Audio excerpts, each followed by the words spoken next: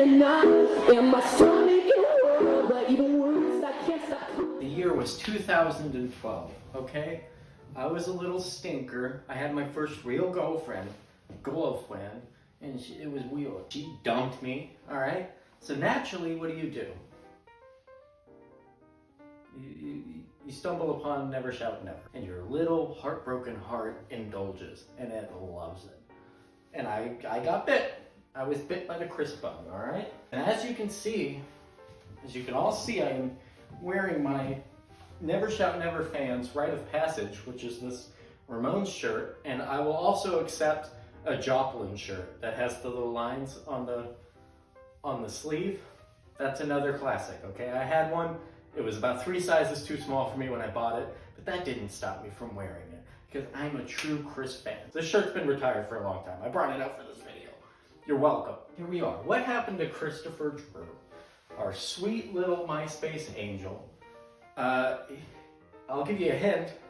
It's been quite a roller coaster ride, okay? We've gone up and up and up, 2008, 2009, 2010, and just different directions, okay? And we'll see where we're at today, all right? Because there's light at the end of the tunnel, okay? I'm a big Chris fan, all right? I'm not going to be telling any lies, so this will be a perspective from somebody who's checking in on him after a couple of years, all right? So first off, we're in the Yippy EP era of 2008, all right? We've got a sweet little bald Chris. By bald, I mean no tattoos, all right? He's got plenty of hair. He's not bald there.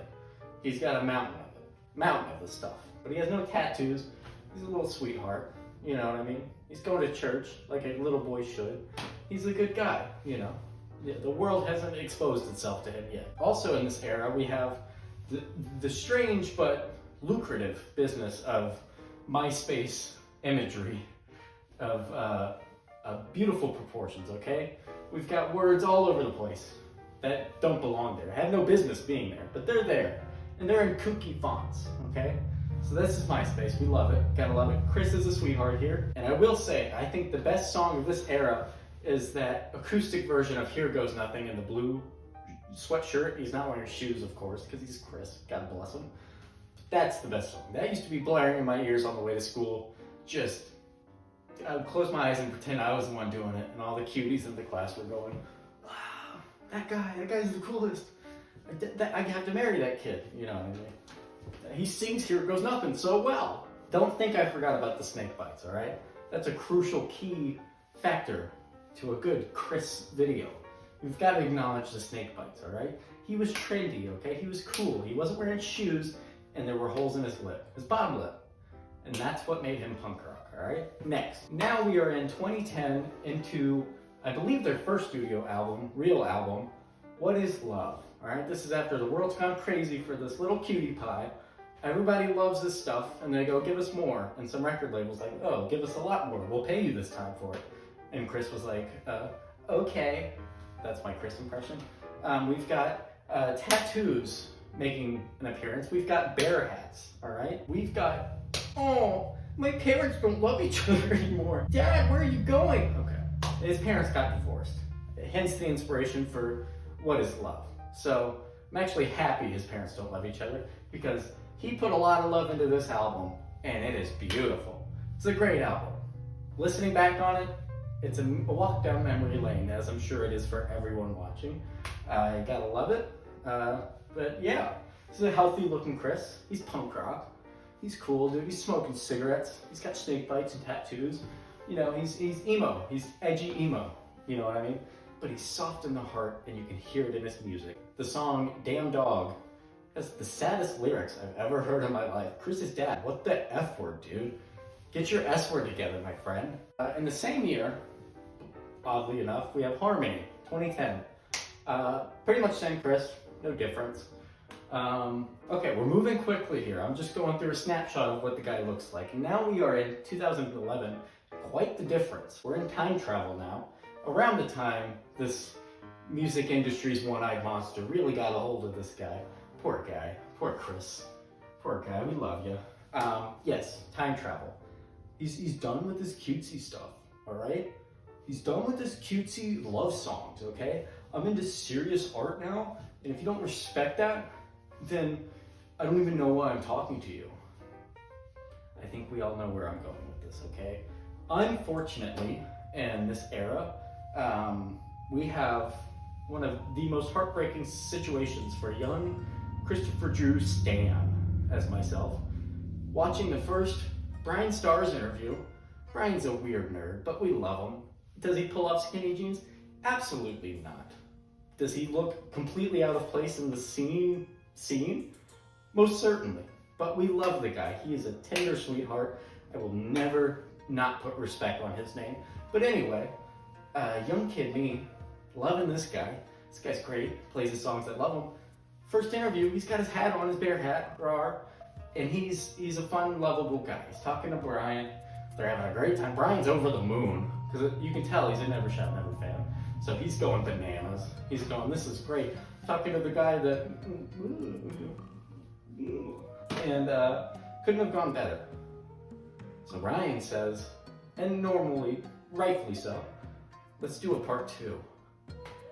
And boy, was Brian probably regretting that decision, because Chris apparently, allegedly, took a bunch of acid and just S-worded in this guy's open mouth.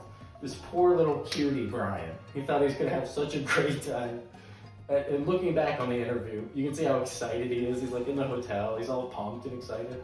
And he just gets there, and Christofer Drew's just the biggest douchebag I've ever seen anybody be, if I'm being quite honest. Apparently he was on drugs. I don't know, I don't buy it. I think he was just being a D-bag. But anyway, so everybody kind of hated Christofer Drew after that. And I'm assuming that's the point where most people unplugged from Nevershoutnever as a whole and just went, F that guy. From here on out, it just kind of goes in a strange direction. This is where he starts to completely disconnect from his old cutesy self, as far as appearances go, which is what this video is about. He's looking a little spooky, you know what I mean? Like I said, he's really getting into the music industry here, and it's chewing him up, and it's gonna spit him right out. You'll see that later. But yeah, time travel, 2011. Ooh, whoa, not a great era for Chris, PR-wise, or looks-wise, if you ask me. Kind of cool, I guess, whatever. But, I don't know. I forgot to say, time travel is when we get the beautiful neck tattoo. Very original. It's a bird of sorts. Who could have guessed that? Now we're on to Indigo. I believe that's 2012. Looks essentially the same, just in a suit. I think he has a top hat. I can't remember. Maybe that's a Mandela thing, but I feel like he's wearing a top hat. Yeah, Indigo's fine. Time travel is pretty good. There's some good songs in there, but Indigo, Ooh, magic. Okay, great. The next song, please. Sunflower. I don't know. It's fine, I guess. It looks the same. I don't know what to tell you. And I will say, for a quick little bit, around 2016 or 17, after I found out he put out Recycled Youth, which is from 2015, which is exactly what it sounds like. It's recycled songs from his youth, which was fantastic. That was a great decision. It was a very good album. I enjoyed it. So I feel like if he would have just gone that direction, just blended the ideas together, not gone so far from cutesy love songs to just like psychedelic, I'm super deep kind of music. I don't know how to put it. He had some good songs in this era, don't get me wrong, but Recycled Youth really kind of tied it all together in a big bow. It's really nice. Essentially looks the same. I don't know. It's getting a little scarier, which is a trend. We'll see. I believe this is the blonde hair era. So now we've got a different color hair. Nothing to write home about. It's the same guy. Still smoking cigarettes, not wearing shoes. What are you gonna do? Black Cat, I haven't listened to, and I won't. So you can't make me.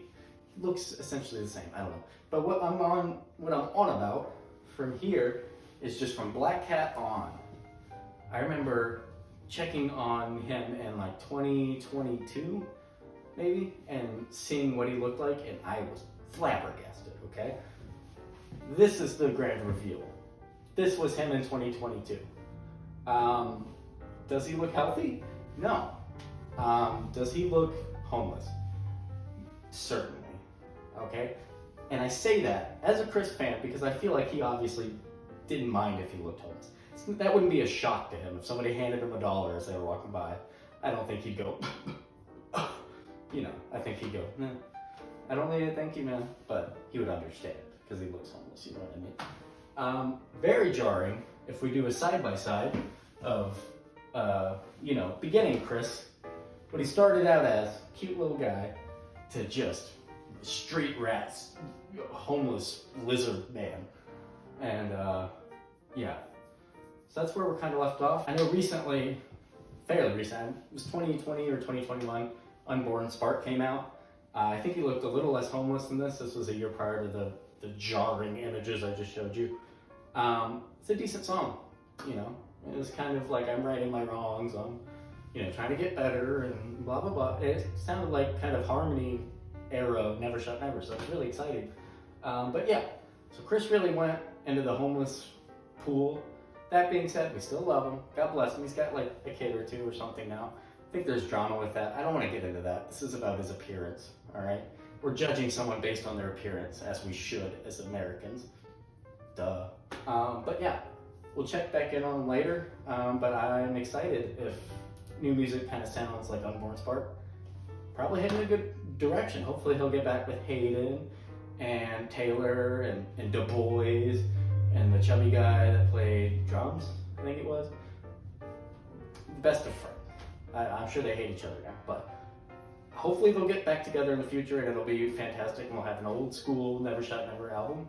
But in the meantime, thank you for watching me judge another man's appearance.